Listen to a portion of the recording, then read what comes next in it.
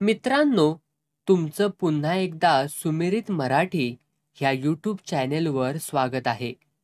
आजची कथा सुरू करण्यापूर्वी जर कोणी ह्या चॅनेलवर पहिल्यांदाच आले असाल आणि अजूनही सबस्क्राईब केले नसेल तर नक्की सबस्क्राईब करा. धन्यवाद.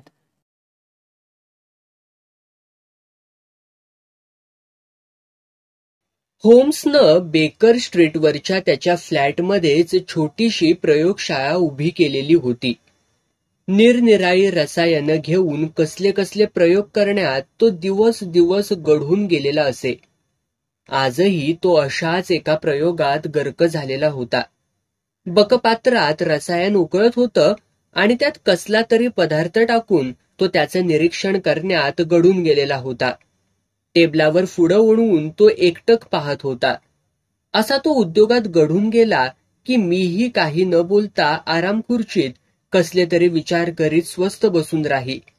मग काय वॉटसन, तो एकदमच म्हणाला, दक्षिण आफ्रिकेतील उद्योगाचे शेअर्स तू घेणार नाहीस तर? मला विस्मयाचा धक्काच बसला.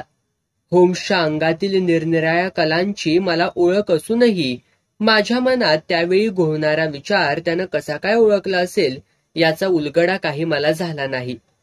अरे पण हे तू कसं ओळखलंस? मी अखेर विचारलंच. स्टुलावरच गरकन फिरून तो माझ्याकडं पाहू लागला. त्याच्या हातात रसायनानं भरलेली छोटी परीक्षा नळी होती. त्याच्या डोळ्यात मिश्किलपणाची छटा मला जाणवत होती.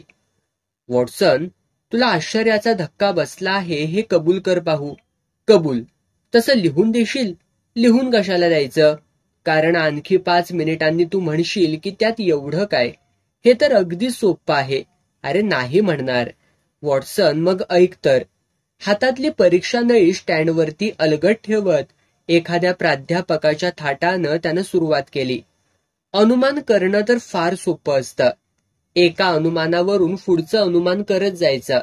मागच्यावरती अवलंबून असलेली पुढची अनुमानं मग एक सुसंगत अशी साखळी निर्माण करतात आणि शेवटी आपण निष्कर्ष काढू शकतो बघ.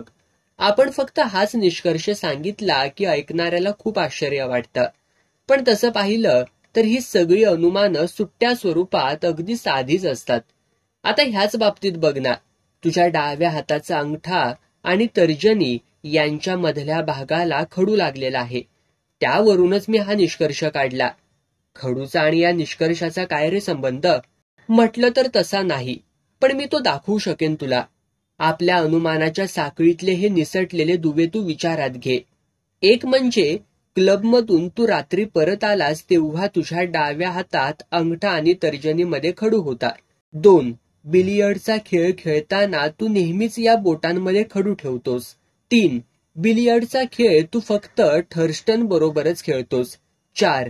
4 आठवड्यांपूर्वीच तू मला सांगितलं होतंस की दक्षिण आफ्रिकेतील कंपनी विकत घेण्याचा त्याचा विचार आहे आणि त्यानं भागीदारीविषयी तुला विचारलेला आहे. 5. तुझं चेकबुक माझ्या ड्रॉवरमध्ये आहे आणि त्याला मी कुलूप लावलेला आहे. तू मला ड्रॉवरची किल्ली मागितलेली नाहीस. 6. म्हणजेच हा व्यवहार करायचा नाही असा निर्णय तू घेतलेला आहेस. अगदी सोपं. मी म्हटलं, होय ना. एखाद्या कोड्याचं उत्तर समजलं म्हणजे ते कोडं अगदी सोपं वाटू लागतं. होम्स उद्गारला. पण माझ्याजवळ उत्तर न सापडलेला आणखी एक कोडा आहे. हे बघ, पहा बरं तुला सोडवता येतंय का ते. होम्सनं एक कागद माझ्याकडे दिला आणि तो पुन्हा परीक्षा नळी घेऊन प्रयोगामध्ये गर्क झाला. मी पाहिलं, त्या कागदावरती काही आकृत्या होत्या. होम्स, ही तर एखाद्या लहान मुलानं काढलेली चित्र दिसतायत रे. असं तुला वाटतंय. मग दुसरं काय असेल? तेच जाणून घेण्याची हिल्टन क्युबिट यांची इच्छा आहे.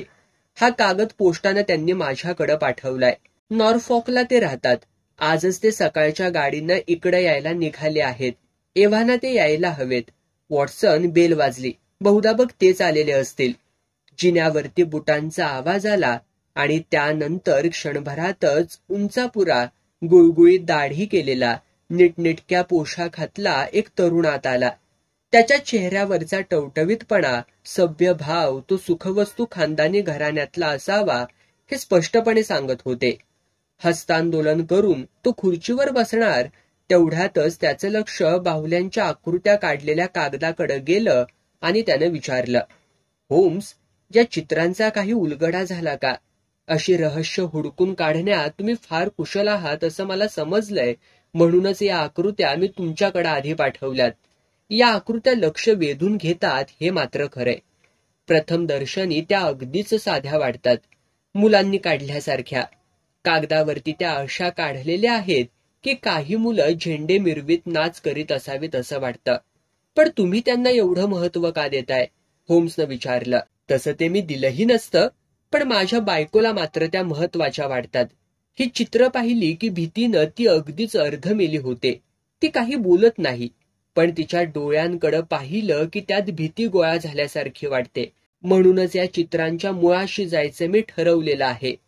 होम्सनं आकृत्यांचा तो कागद उजेडात धरला. वहीतलं पान फाडून त्यावरच पेन्सिलीनं त्या काढलेल्या होत्या. आकृत्या अशा होत्या.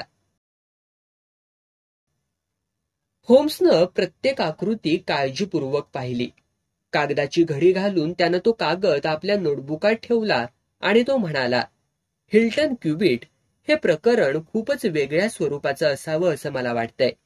पत्रातून तुम्ही काही गोष्टी कळवलेल्या आहेत, पण तुम्ही पुन्हा सगळी हकीकत सांगितलीत तर माझे मित्र डॉक्टर वॉटसन यांनाही ती समजावून घेता येईल बऱ्यापैकी. मी कधी गोष्टी सांगितलेल्या नाहीत. अस्वस्थपणे हातांची उघडझाप करत हिल्टन म्हणाले, मी सांगतो, पण एखादी गोष्ट तुम्हाला समजली नाही तर मला जरूर विचारा. गेल्या वर्षीच माझं लग्न झालं. या लग्नापासूनच मी बघा सुरुवात करतो. प्रथम माझ्याबद्दल सांगतो.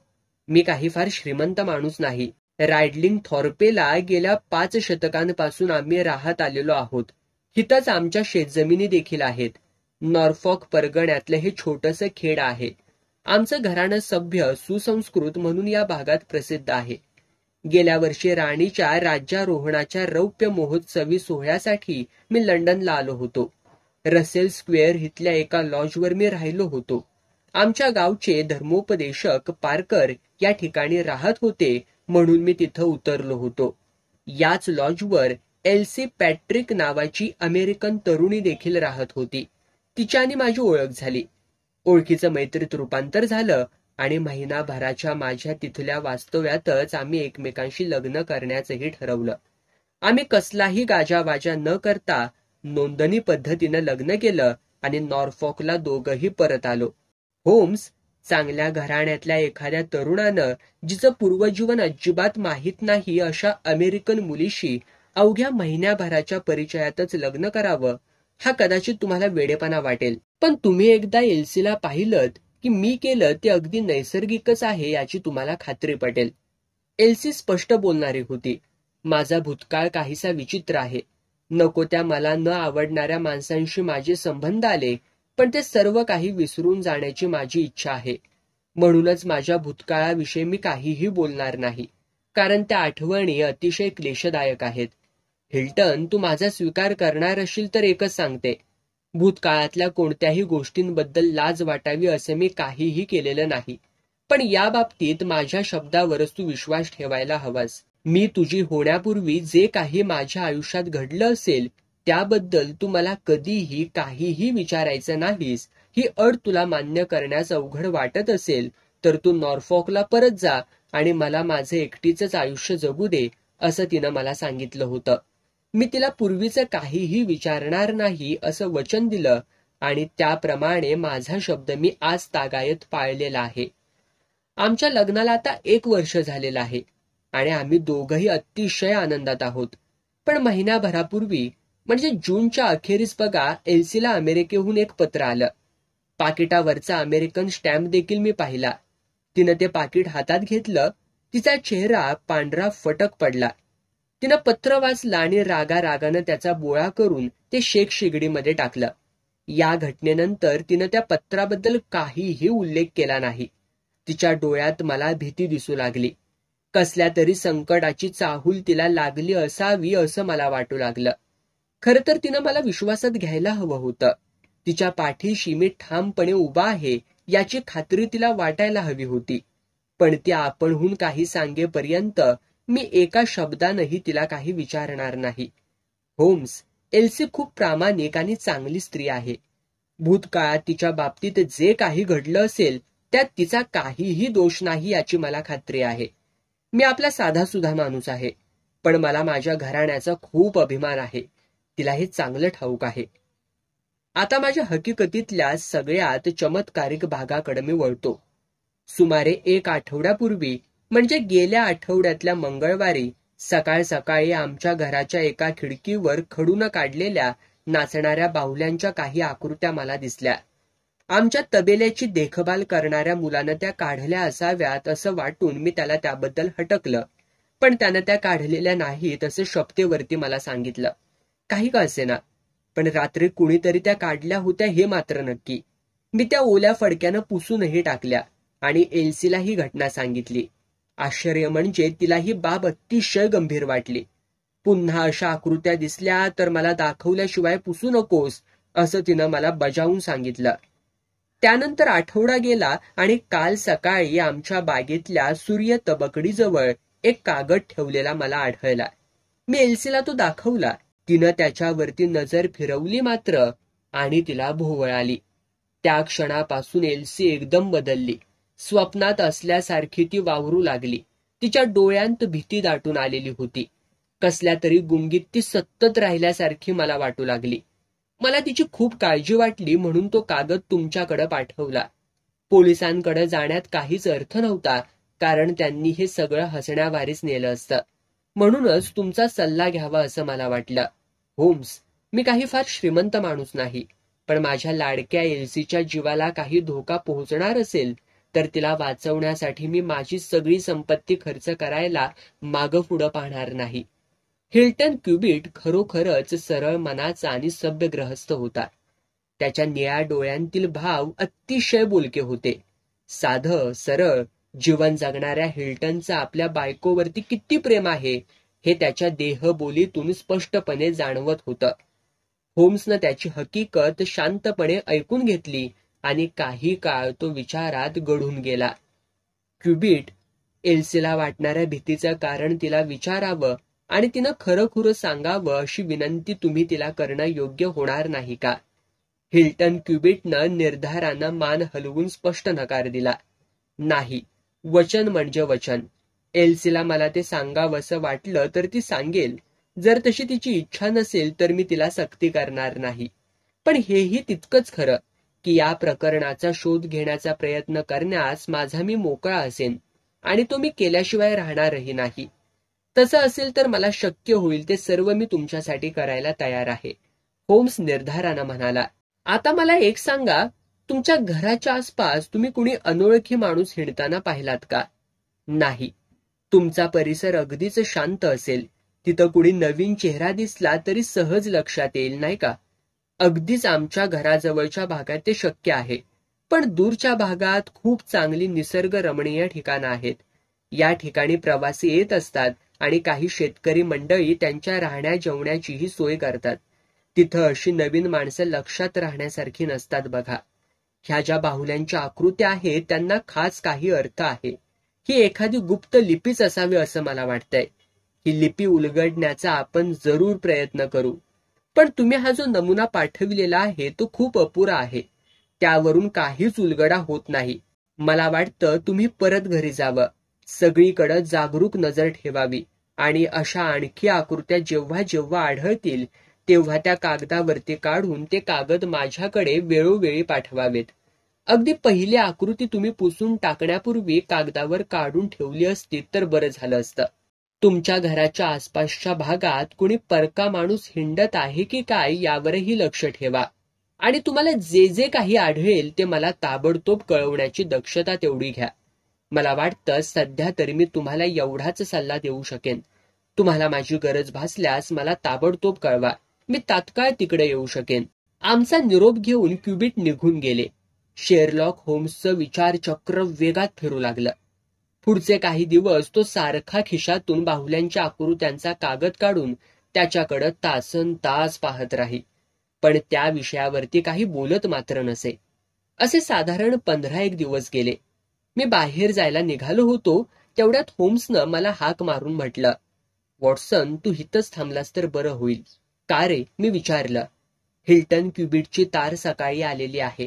ते दुपारी 1:20 लिव्हरपूल स्ट्रीट स्टेशनवरती आले असतील. इथं ते कोणत्याही क्षणी येण्याची शक्यता आहे. तारेतल्या मजकुरावरून मला वाटतंय की काहीतरी नवीन घटना घडलेल्या आहेत. आम्हाला फार वेळ वाट पाहावी लागली नाही. दारापाशी एक बग्गी थांबली आणि हिल्टन क्युबिट जिना चढून वर आले. काळजीने त्यांचा चेहरा कोमेजलेला दिसत होता. डोळ्यात खूप थकवा जाणवत होता. होम्स, हे सारं प्रकरण माझ्या सहनशक्तीच्या बाहेर जाऊ लागलं आहे.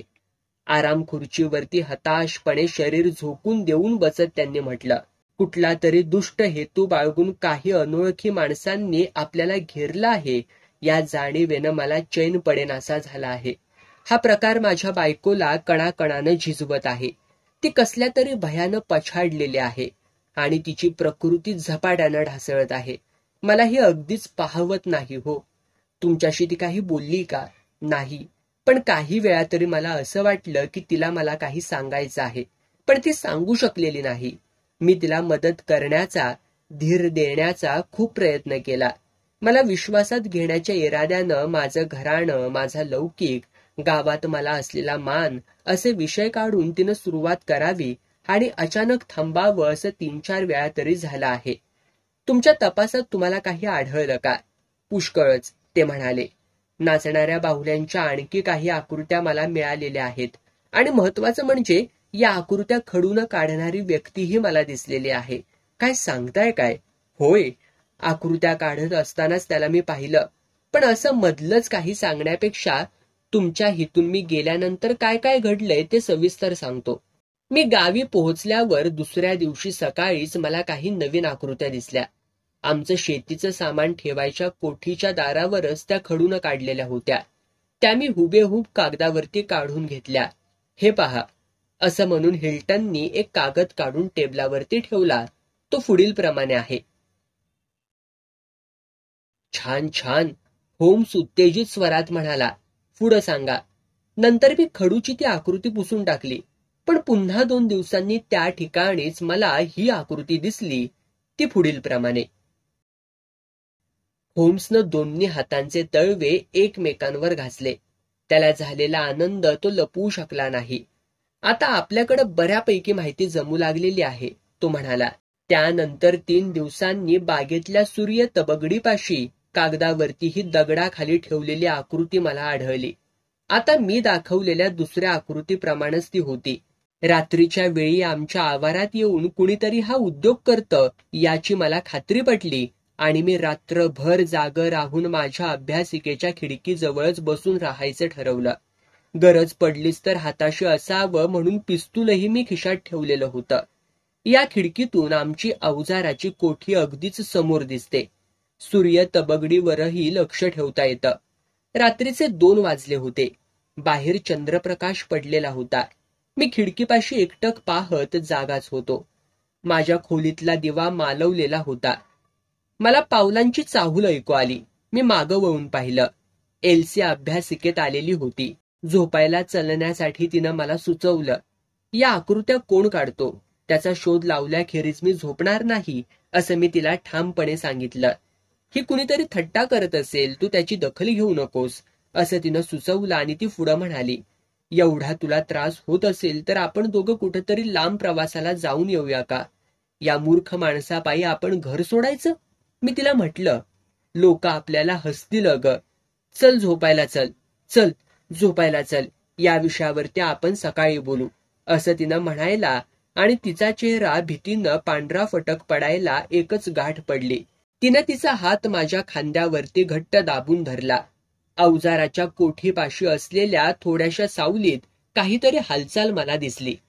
काळ्या पोशाखातली एक व्यक्ती सरपटतच त्या खोलीच्या दारापाशी येऊ लागलेली होती. मी पिस्तूल हातात घेतलं आणि अभ्यासिकेतून बाहेर पडण्यासाठी निघालो.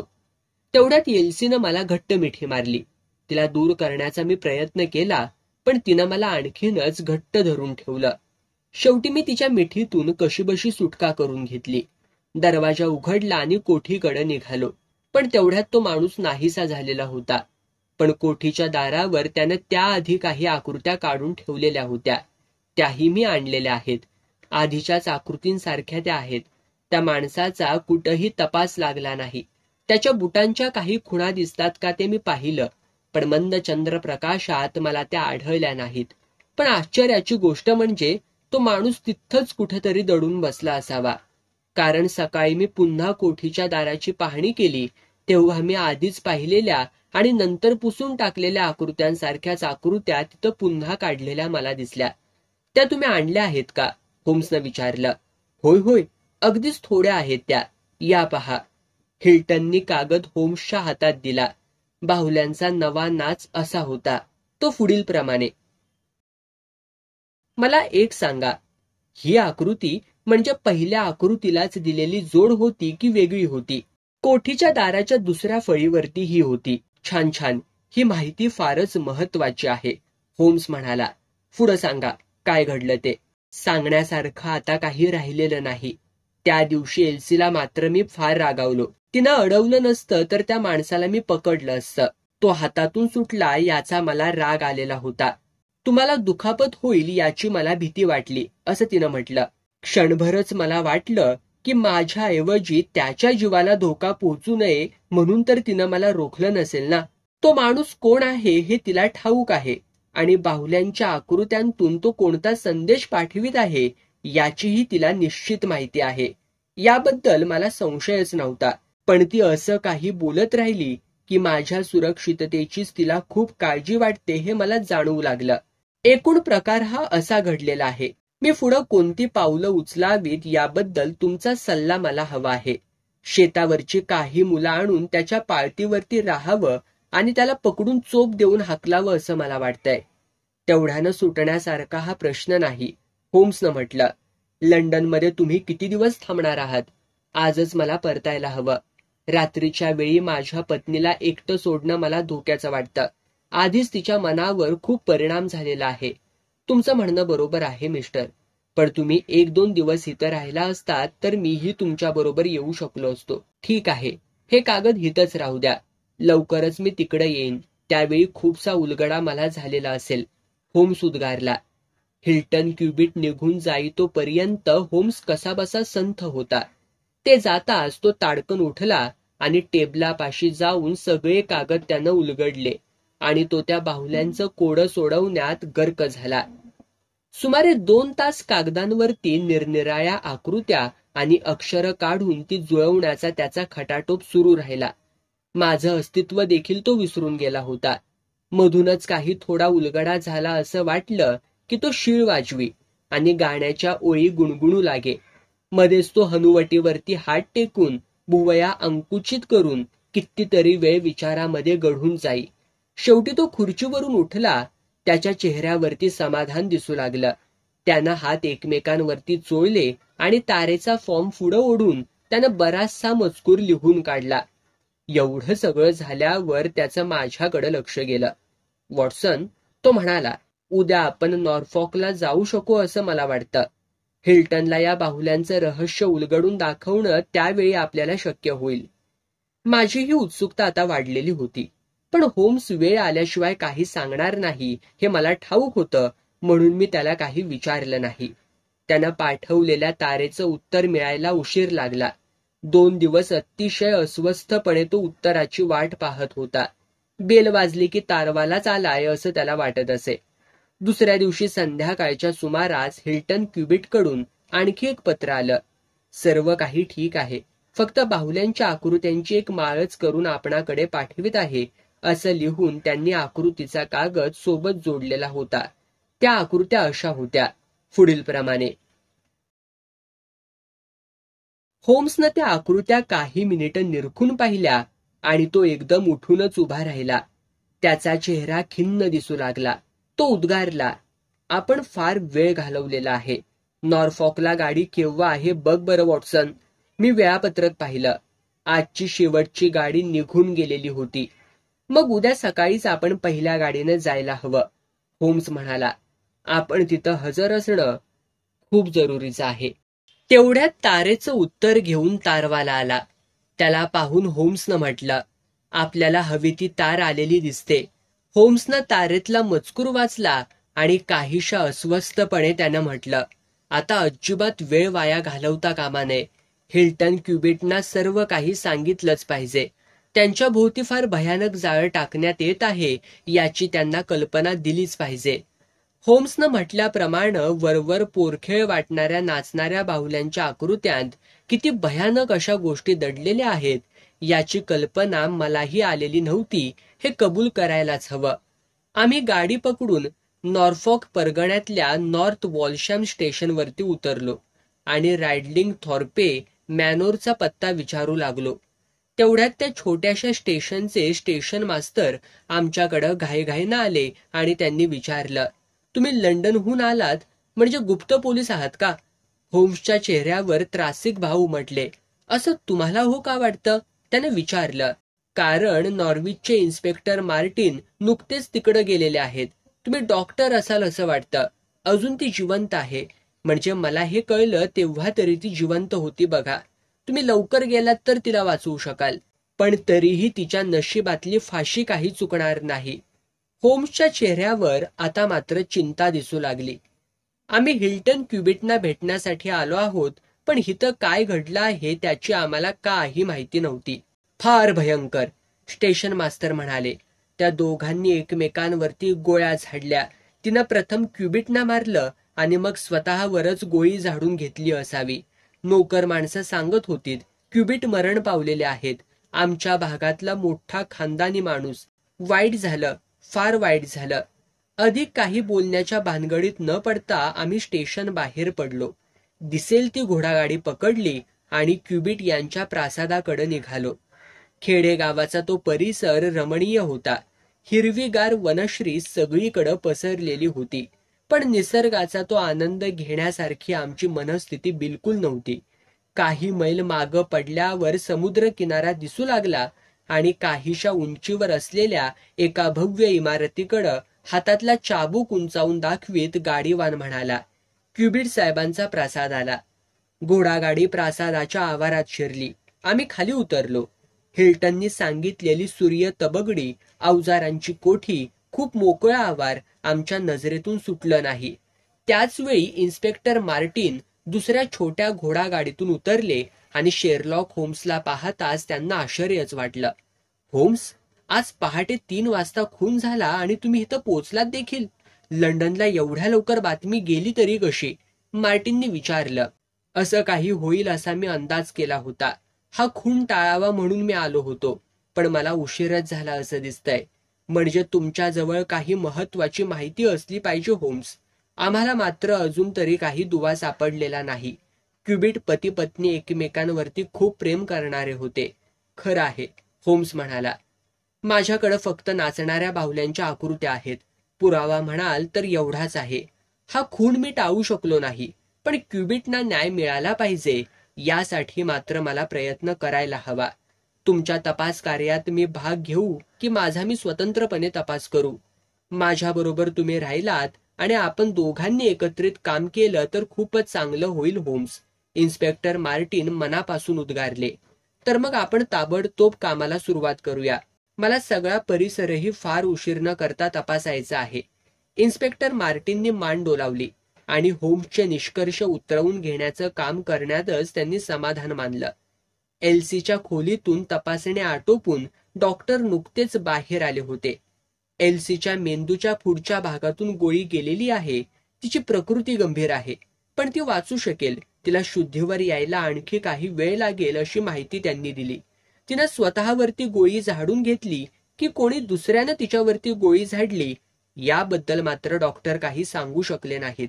अगदी जवळून गोळी झाडलेली आहे. खोलीत दोघांच्याही मधोमध एकच पिस्तूल पडलेलं होतं आणि त्यातल्या 2 गोळ्यांचा वापर झालेला होता. हिल्टन क्युबिट यांच्या छातीतच गोळी घुसली होती. आधी एल्सीवर गोळी झाडून मग त्यांनी स्वतःवरच गोळी झाडून घेतलेली असण्याचीही शक्यता होती. क्युबिटना खोलीतून हलवलेलं आहे? होम्सनं विचारलं. नाही, आम्ही फक्त बायसाहेबांना उचलून त्यांच्या खोलीत नेलं. त्यांच्यावरती उपचार करणं जरुरीचं होतं. डॉक्टर साहेब, तुम्ही इथं केव्हापासून आहात? पहाटे 4 वाजल्यापासून. आणखी कोणी होतं का? होय, हे पोलीस कॉन्स्टेबलही होते. तुम्ही बाकी कशालाही हात लावला नाहीत ना? नाही, तुम्ही अगदी योग्य तेच केलेलं आहे. तुम्हाला कोणी बोलावणं पाठवलं? घरकाम करणाऱ्या सॉन्डर्स बाईनं. ह्या घटनेची पहिली माहिती तिनंच दिली. टीना आणि मिसेस किंग नावाच्या स्वयंपाकीण बाईनं. त्या दोघीही आता कुठं आहेत? स्वयंपाकघरातच असतील. मग आपण त्यांची गाठ घेऊया आणि त्या काय सांगतात ते पाहूया. हॉलमध्येच आम्ही सर्वजण जमलो. इन्स्पेक्टर मार्टिन, डॉक्टर, मी आणि होम्स. पोलीस कॉन्स्टेबल दरवाजापाशीच उभा होता. किंग आणि सॉन्डर्स या दोन्ही सेविका हॉलमध्ये आल्या. दोघींनीही काय घडलं त्याची हकीकत व्यवस्थित सांगितली. कसला तरी मोठा स्फोट झाल्यासारखा आवाज प्रथम आला आणि त्या पाठोपाठ दुसऱ्यांदा तसाच आवाज आला. त्या झोपेतून जाग्या झाल्या आणि जिना उतरून खाली आल्या. अभ्यासिकेचं दार उघडच होतं.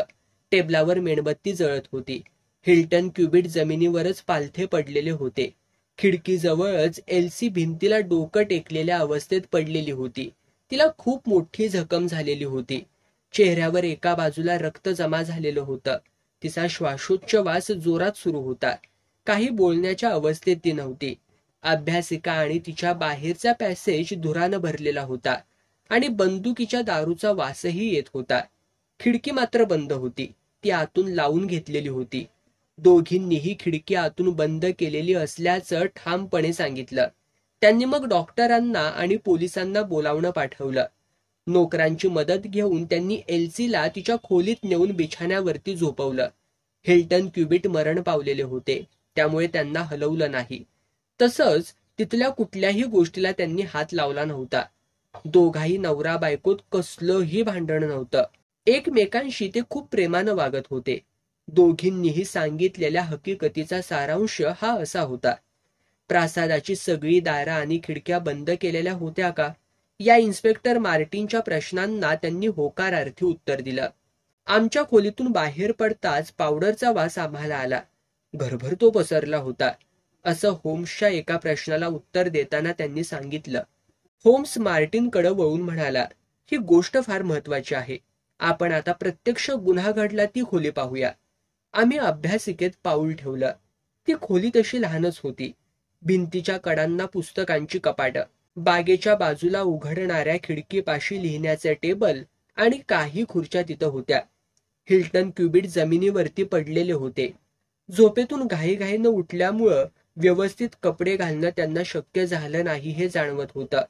समोरून त्यांच्यावरती गोळी झाडण्यात आलेली होती आणि ती सरळ हृदयात शिरली होती. त्यांना काही कळायच्या आतच मृत्यू आला असावा. त्यांच्या कपड्यांवर अथवा हातांना पिस्तुलाच्या गोळीची पावडर लागलेली नव्हती. डॉक्टरांच्या म्हणण्यानुसार एल्सीच्या चेहऱ्यावर पावडरीचे डाग दिसत होते, पण हात मात्र अगदीच स्वच्छ होते. इन्स्पेक्टर मार्टिन, आता हे प्रेत हिथून हलवलं तरी चालेल, होम्सनं सुचवलं आणि डॉक्टरांकडे वळून त्याने विचारलं, डॉक्टर, क्युबिट यांच्या शरीरात गेलेली गोळी तुम्हाला मिळाली नसेल, होय ना? नाही. त्यासाठी शस्त्रक्रियाच करायला हवी. पिस्तुलात अजून 4 गोळ्या आहेत. 2 गोळ्या वापरलेल्या आहेत हे स्पष्टच आहे. तसं दिसतं खरं. होम्सनं इन्स्पेक्टर मार्टिनकडे पाहून म्हटलं. खिडकीवर आदळलेली आणखी एखादी गोळी सुद्धा असण्याची शक्यता आहे. इन्स्पेक्टर मार्टिनना होम्सनं खिडकीच्या खालच्या बाजूला पडलेलं भोक दाखवलं. बाप रे, इन्स्पेक्टर म्हणाले. तुम्हाला हो हे कसं दिसलं? कारण मी ते पाहिलं. कमाल आहे तुमची, डॉक्टर मध्येच म्हणाले. होम्स, तुमचं बरोबर आहे. तिसरी गोळीही झाडण्यात आलेली आहे. म्हणजे दोघांशिवाय आणखीही एक माणूस इथं असला पाहिजे. पण मग तो कोण? आणि तो हिथून बाहेर गेला तरी कसा? हेच कोडा आपल्याला आता सोडवायचं आहे. होम्स इन्स्पेक्टर मार्टिनना म्हणाला. ह्या सेविका त्यांच्या खोलीतून बाहेर येताच त्यांना पावडरचा वास आला, ही गोष्ट महत्वाची आहे असं मी म्हणालो होतो, ते तुम्हाला आठवतंय का? होय होय, पण मला त्याचा नीटसा उलगडा झाला नव्हता. याचा अर्थ असा होता की ही गोळी झाडली गेली त्यावेळी खिडकी उघडी होती आणि अभ्यासिकेचा दरवाजाही उघडा होता. तसं नसतं तर पावडरचा वास आणि धूर इतक्या लवकर घरभर पसरला नसता. खिडकी आणि दरवाजा थोड्या वेळासाठी का होईना पण उघडेच होते असं मला वाटतं. होम्सनं आपला तर्क बोलून दाखवला. पण हे सिद्ध कसं करणार? सोपं आहे. मेणबत्ती नंतरही जळतच राहिली होती. खरंच की. इन्स्पेक्टर मार्टिनच्या तोंडून आश्चर्योद्गार बाहेर पडला.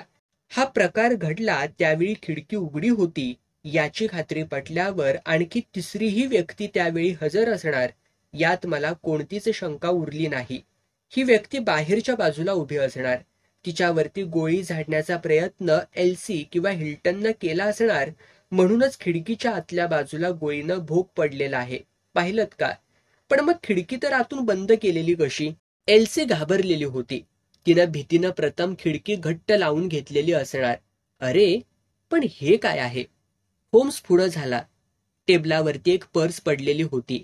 बायका वापरतात तशी ती खूपच नाजूक आणि नक्षीदार होती. होम्सनं ती उघडली आणि टेबलावरती उपडी केली. 50 पाउंडांच्या 20 नोटा त्यात होत्या. रब्बर बँड लावून त्या नीट मोजून ठेवल्यासारख्या दिसत होत्या. आणखी काहीही पर्समध्ये सापडलं नाही.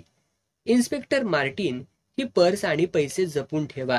1000 पाउंडांची ही मोठी रक्कम आहे. खटल्याच्या वेळीही तुम्हाला पुराव्यात दाखल करावी लागेल. आपण आता तिसऱ्या गोळीचं रहस्य शोधायला हवं. याच खोलीतून बाहेरच्या बाजूला गोळी झाडण्यात आलेली आहे. स्वयंपाकीण बाईंना जरा बोलावता का? किंगबाई हजर झाली. होम्सनं तिला विचारलं, बाई, मोठा स्फोट झाल्यासारखा आवाज येऊन तुम्हाला जाग आली असं तुम्ही म्हणालात मघाशी. हा आवाज पहिल्या आवाजापेक्षा मोठा होता का? तसं नक्की सांगता येणार नाही, पण तो मोठाच असणार. एकाच वेळी 2 पिस्तुलांतून गोळ्या झाडल्या नसतील ना? मला नाही बाई सांगता येणार. मला वाटतं तसंच झालं असावं. होम्स इन्स्पेक्टर मार्टिनना म्हणाला, या खोलीत पाहण्यासारखं होतं ते सगळं आपण आता पाहिलेलं आहे. आता जरा बाहेरच्या बाजूला पाहणी करायला हवी. आम्ही तिघही बाहेर आलो आणि खिडकीपाशी येऊ लागलो. अभ्यासिकेच्या खिडकीजवळ असलेली फुलझाडं तुडवल्यासारखी दिसत होती. मोठ्या बुटांचे ठसे तिथं दिसत होते. ठशांच्या आकारावरून ती तिसरी व्यक्ती उंचीपुरी धिप्पाड असावी असा तर्क होम्सनं केला. होम्स ठशांचा माग घेत निघाला आणि एके ठिकाणी थांबून त्यानं खाली वाकून काहीतरी उचललं. त्याचा चेहरा फुलून आला. पिस्तुलातून सुटलेली ती तिसरी गोळी होती. मला वाटलंच होतं. इन्स्पेक्टर मार्टिनना ती गोळी दाखवून होम्स म्हणाला, मला वाटतं माझ्या दृष्टीने या प्रकरणाचा तपास पूर्ण झालेला आहे. शेरलॉक होम्सनं इतक्या त्वरेनं केलेल्या तपासानं इन्स्पेक्टर मार्टिन प्रभावित झाले होते. सुरुवातीला त्यांना होम्सनं सगळी सूत्र ताब्यात घेतलेली तितकीशी आवडली नव्हतीत, पण आता मात्र होम्सबद्दल त्यांच्या मनात विलक्षण असं कौतुक जमा झालेलं होतं. आता आपण फारसं डोकं न वापरता होम्स म्हणतात ते मान्य करायचं असं त्यांनी मनोमन ठरवून टाकलं. तुमचा कुणावर संशय आहे? त्यांनी विचारलं. त्याबद्दल आपण नंतर बोलू. या प्रकरणातील बऱ्याचशा गोष्टी मी अजून तुम्हाला सांगितलेल्या नाहीत. आता इथपर्यंत माझा तपास पूर्ण झालेला असल्यानं पुढची पावलंही मी माझ्या पद्धतीनंच टाकणार आहे आणि त्यानंतर तुम्हाला सगळा खुलासा करणार आहे. तुम्ही म्हणाल तसं आम्हाला हवा असलेला माणूस मिळाला म्हणजे झालं. उगीचच एखाद्या गोष्टीबद्दल रहस्य निर्माण करायची मला इच्छा नाही, पण खुलासेवार सगळं समजून देण्याची ही वेळ नाही. या रहस्याचे सगळे धागे दोरे आता माझ्या हातात आलेले आहेत. एल्सी जरी कधीही शुद्धीवर आली नाही आणि तिच्याकडून आपल्याला काहीही कळलं नाही, तरी काल रात्री इथं काय घडलंय ते मी स्पष्टपणे सांगू शकेन आणि हिल्टन क्युबिटना न्याय मिळवून देऊ शकेन. होम्स निश्चयी स्वरात म्हणाला, प्रथम मला अशी माहिती हवी आहे की इथं जवळपास एल्रिज लॉज आहे का? प्रासादातील सर्व नोकरांकडे चौकशी करण्यात आली, पण अशा नावाचं एखादं लॉज असल्याचं कुणालाही ठाऊक नव्हतं. तबेल्याची देखरेख करणारा पोर्गेल असा नोकर मात्र सांगू लागला की हिथून काही मैलांवर ईस्ट रस्टन गाव आहे. हिथं एल्रिज नावाचा शेतकरी राहतो. प्रवासी लोकांची राहण्या जेवण्याची सोय तो त्याच्या शेतावरील घरात करत असतो. एल्रिजचे हे घर मनुष्य वस्तीपासून दूर आहे का? होय साहेब, अगदीच एका बाजूला आहे. काल रात्री इथं काय घडलं त्याची बातमी अजून त्यांच्यापर्यंत गेली नसेल. बहुधा नसेलही. अगदीच आडबाजूला ते आहे. होम्सनं काही वेळ विचार केला आणि त्याच्या चेहऱ्यावर हसू उमटलं. उत्तेजित स्वरात तो म्हणाला, ठीक आहे, तू घोडा तयार ठेव. या एल्रिजच्या शेतावर जाऊन तिथं उतरलेल्या प्रवाशाला मी देतो ती चिठ्ठी देऊ नये. आम्ही सर्वच जण पुन्हा हॉलमध्ये आलो. होम्सनं खिशातून काही कागदाचे तुकडे काढले.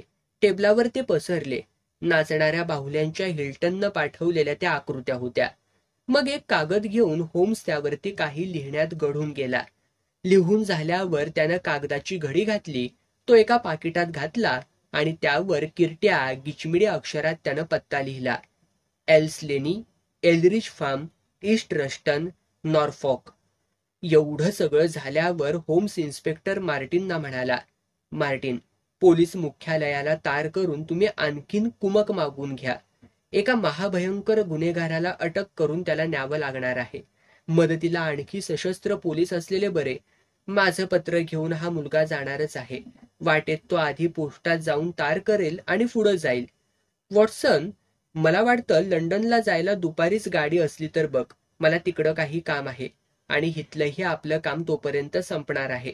तो मुलगा पत्र घेऊन घोड्यावरती टांग टाकून निघाला. होम्सनं नोकर माणसांना एकत्र बोलावून सूचना दिल्या आणि सांगितलं, एल्सी क्युबिट यांच्याबद्दल चौकशी करण्यासाठी कुणी माणूस आला तर त्याला काहीही माहिती न देता सरळ इकडं घेऊन या. ही सूचना तंतोतंत पाळणं महत्वाचं आहे हे त्यानं सर्वांना पटवलं. नोकर माणसं हॉल बाहेर गेल्यावर तो म्हणाला, आता सध्या तरी आपण काही करण्यासारखं नाही. पुढे काय घडणार आहे त्याची वाट पाहत वेळ घालवणं एवढंच आपल्या हाती शिल्लक आहे. डॉक्टर निघून गेले. इन्स्पेक्टर मार्टिन, पोलीस कॉन्स्टेबल, मी आणि होम्स असे 4घेच जण आम्ही तिथं उरलो होतो. होम्सनं टेबलाजवळ खुर्ची ओढली आणि आम्हा सर्वांना बसण्याची खूण करीत तो म्हणाला, आता आपल्याला बराच वेळ मोकळा आहे, म्हणून या प्रकरणाविषयी मी तुम्हाला सविस्तर सांगणार आहे. वॉटसन, या नाचणाऱ्या बाहुल्यांवरून मी अजूनपर्यंत तुला काहीही सांगितलेलं नाही याची मला जाणीव आहे. इन्स्पेक्टर मार्टिन, माझी मदत हवी होती म्हणून हिल्टन क्युबिट काही दिवसांपूर्वी माझ्या भेटीला आले. असं प्रास्ताविक करून होम्सनं हिल्टनच्या पहिल्या भेटीपासून अखेरच्या भेटीपर्यंत जे जे काही घडलं ते सगळं सविस्तर सांगितलं आणि टेबलावरती काही कागद ठेवून तो म्हणाला, कागदांवरच्या या आकृत्या पहा. लहान मुलं काढतात तशा बाहुल्यांच्या या आकृत्या आहेत. वरवर पाहिलं तर हा एक पोरखिळच वाटेल, पण पुढं घडलेल्या या भयानक प्रसंगाची पूर्वसूचना देणाऱ्या या आकृत्या आहेत. या बाहुल्या म्हणजे एक प्रकारची गुप्तलिपी आहे. इतर कुणालाही कळू नये म्हणून अशा लिप्या पूर्वी प्रचारात आणल्या जात असत. यातली प्रत्येक आकृती एका अक्षरासाठी आहे याची खात्री झाल्यावर मी या लिपीचं रहस्य उलगडण्यासाठी धडपडू लागलो. इंग्रजी भाषेतला हा संदेश असणार हे स्पष्टच होतं. या भाषेत ई हे अक्षर अनेक शब्दात येत असतं. या आकृत्यात झेंडा घेतलेल्या काही बाहुल्या दिसतात. हा झेंडा म्हणजे शब्द पुरा झाल्याची खूण असावी असं मनाशी ठरवलं. या 2 गोष्टी गृहीत धरून मी या गुप्त लिपीची फोड करण्यास प्रारंभ केला. ई हे अक्षर या बाहुलीनं दाखवलं. नंतरची अक्षरं जुळवण्यासाठी मला आणखी काही आकृत्या मिळवणं आवश्यक होतं. हिल्टन क्युबिट दुसऱ्या वेळी मला भेटले त्यावेळी त्यांनी 2 छोटी वाक्य आणि एक संदेश असे 3 कागद दिले. या संदेशात झेंडा घेतलेली बाहुली नव्हती, त्यामुळे तो एकच शब्द असणार असा मी तर्क केला आणि त्याची फोड करण्याची खटपट सुरू केली. ही पाहती आकृती पुढील प्रमाणे. आता या आकृतीत ई हे अक्षर दुसऱ्या आणि चौथ्या चित्रात दिसतं. म्हणजेच हा शब्द सेवेर, लेवर किंवा नेवर असा असावा असा मी अंदाज बांधला. ही आकृती म्हणजे आधीच्या वाक्यांना उत्तर म्हणून काढलेली असली आणि एकूण घडलेल्या घटना विचारात घेतल्या तर हा शब्द एल्सीनं लिहिला असावा असा मी तर्क केला. हिल्टनवर तिचं प्राणापलीकडं प्रेम असल्यानं नकार सूचित करणारा हा शब्द असावा या निष्कर्षापर्यंत मी आलो आणि हा शब्द नेवर असा असावा असं मी ठरवलं. ई साठी वापरलेल्या आकृत्या आपण पाहिली तेव्हा उरलेल्या 1, 3 व 5 ह्या आकृत्या अनुक्रमे एन, व्ही आणि आर या अक्षरांसाठी आहेत हे सिद्ध झालं. तरीही अजून अडचणी होत्याच.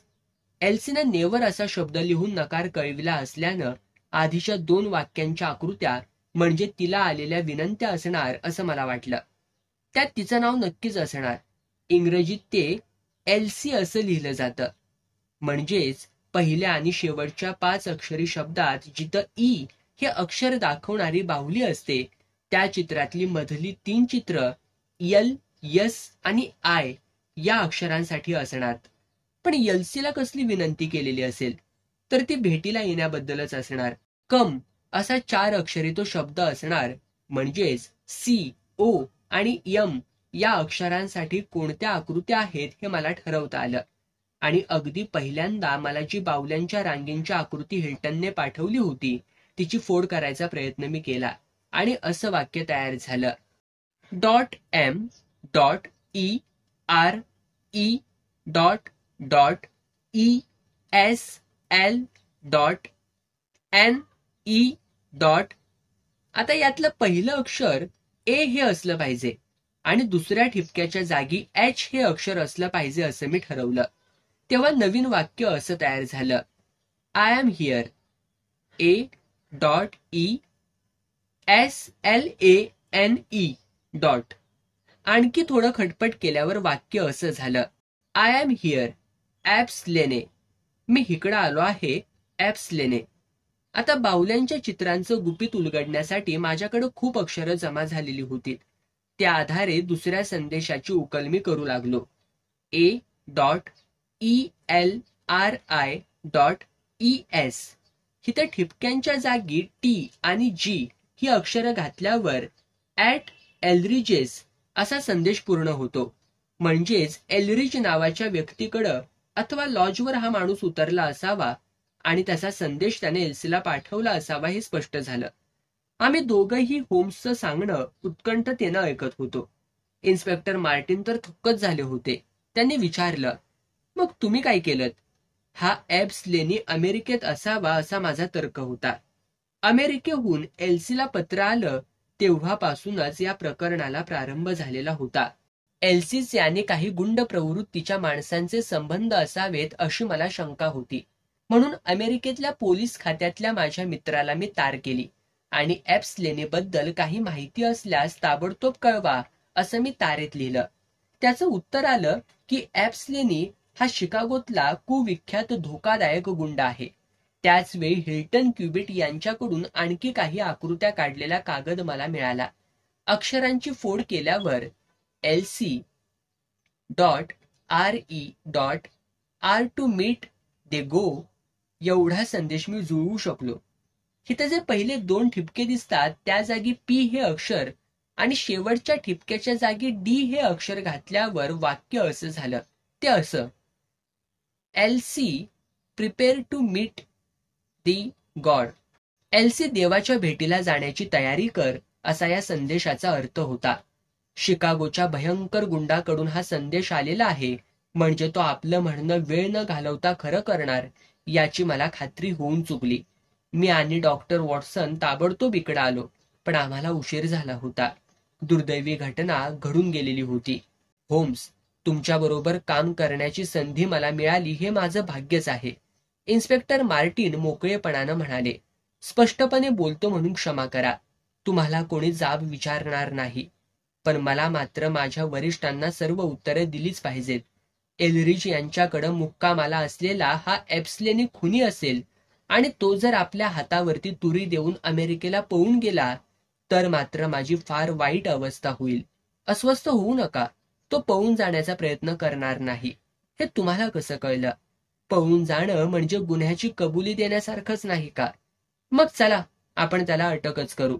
तो हितं कोणत्याही क्षणी येईल. मी त्याचीच तर वाट पाहतोय. तो हितं हो कशाला येईल? मी त्याला पत्र पाठवून हितं यायला सांगितलं आहे. असं कसं शक्य आहे? इन्स्पेक्टर उद्गारले. तुम्ही बोलावलत म्हणून त्यानं का हो यावं? तुमच्या पत्राने त्याचा संशय जागा होणार नाही का? मला वाटतं मी पत्र योग्य रीतीनं पाठवलेलं आहे. होम्स संथपणे म्हणाला. मी चुकत नसेन तर मला वाटतं आपल्याला हवा असलेला गुन्हेगार आवारात आलेला आहे आणि तो आपल्याच दरवाजाच्या दिशेनं येत आहे. उंचापुरा, दिसायला देखणा, रुबाबदार पोशाखातला एक तरुण माणूस रमत गमत दरवाजाच्या दिशेनं येत असलेला आम्ही खिडकीतून पाहिला. हातातली काठी मज्जेत फिरवत तो येत होता. त्याच्या डोक्यावर मोठी थोरली हॅटही होती. जणू काय आपल्याच मालकीच्या घराकडं येत असल्यासारखा त्याचा आविर्भाव होता. दारावरची बेल वाजली. इन्स्पेक्टर मार्टिन, दाराड सावधगिरीनं आपण उभं राहू. या भयंकर माणसाबाबत पूर्ण दक्षता घेणं गरजेचं आहे. होम्स पुटपुटला. तुम्ही बेड्या तयार ठेवा. त्याच्याशी बोलण्याचं काम मी करतो. आम्ही तयारीत मिनिटभरच उभे होतो, पण तो वेळ आम्हाला युगासारखा वाटला. दार उघडलं गेलं. ॲप्सलेनीनं आत पाऊल ठेवलं. होम्सनं त्याच क्षणी त्याच्या मस्तकाच्या दिशेनं पिस्तूल रोखून धरलं. इन्स्पेक्टर मार्टिन चपळाईनं पुढे आले आणि त्याला काही कळण्याच्या आतच त्याच्या हातात त्यांनी बेड्या चढवल्या देखील. ही सगळी कृती इतकी जलद झाली की रागानं फुललेल्या डोळ्यांनी आमच्याकडं पाहण्याशिवाय स्लेनीला आणखी काही करताच आलं नाही. डोळे गरगरा फिरवत तो म्हणाला, तुम्ही आज माझ्यावर मात केलेली आहे हे खरं. कसल्या तरी मोठ्या अडथळ्याला माझ्या नशिबाला टक्कर द्यावी लागते हे माझ्या लक्षात आलंय. पण मी एल्सीनं पत्र पाठवून बोलावून घेतलं म्हणून इथं आलो. तुमच्या या कटात ती तर नाही ना सामील? एल्सी क्युबिट अतिशय जखमी झालेल्या आहेत. मरणाच्या दारातच आहेत त्या. होम्स उद्गारला. स्लेनीचा चेहरा बदलला. आवाज घोगरा झाला. तो दुःखी स्वरात जवळजवळ ओरडलाच. तुमची डोकी फिरलेली दिसतात. तो जखमी झालेला आहे. एल्सीला काहीही झालेलं नाही. तिला कोण मारणार? मी तिला धमकी दिली होती हे खरं, पण एल्सीच्या केसाला सुद्धा दुखावण्याचा माझा बिलकुल विचार नव्हता. ती जखमी झाली हे तुम्ही खोटं सांगत आहात. परत घ्या तुमचे शब्द, परत घ्या. आम्ही खरं तेच सांगतोय. आपल्या पतीजवळच अतिशय जखमी अवस्थेत पडलेल्या त्या आम्हाला आढळल्यात. स्लेनी एकदमच खुर्चीवर बसला आणि बेड्या घातलेल्या हातांची ओंजळ करून त्यानं चेहरा झाकून घेतला. 5 मिनिटं तो स्तब्ध बसून राहिला.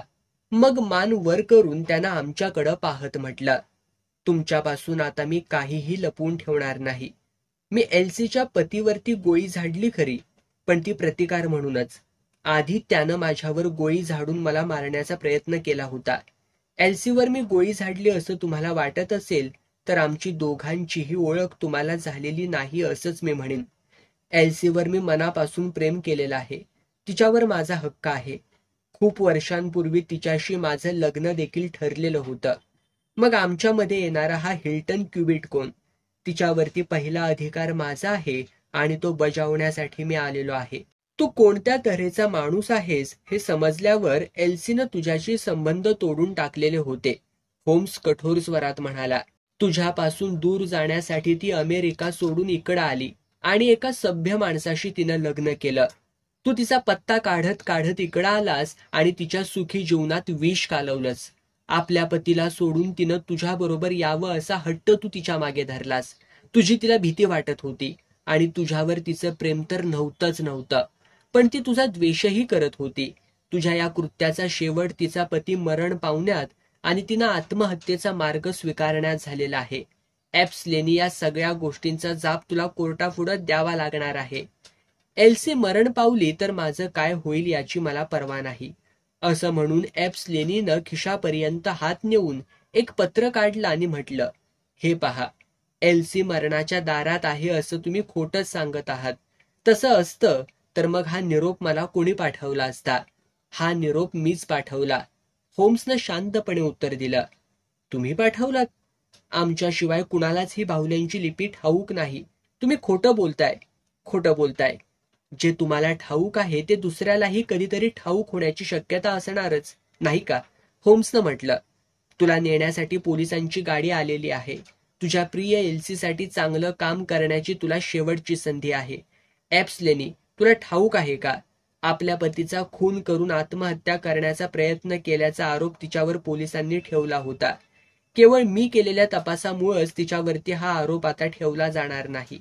एल्सीसाठी तुला काही करावंसं वाटतच असेल तर सर्व खरं सांगून तिची निर्दोष सुटका होण्यासाठी तू मदत केली पाहिजेस. होय होय, एल्सी निर्दोष आहे. मी सगळं काही सांगतो, सगळं काही सांगतो. तू जे काही सांगशील ते तुझ्या विरुद्ध पुरावा म्हणून वापरलं जाईल हे मात्र लक्षात ठेव. Inspector Martin रुबाबात उद्गारले. स्लेनीनं खांदे उडवले.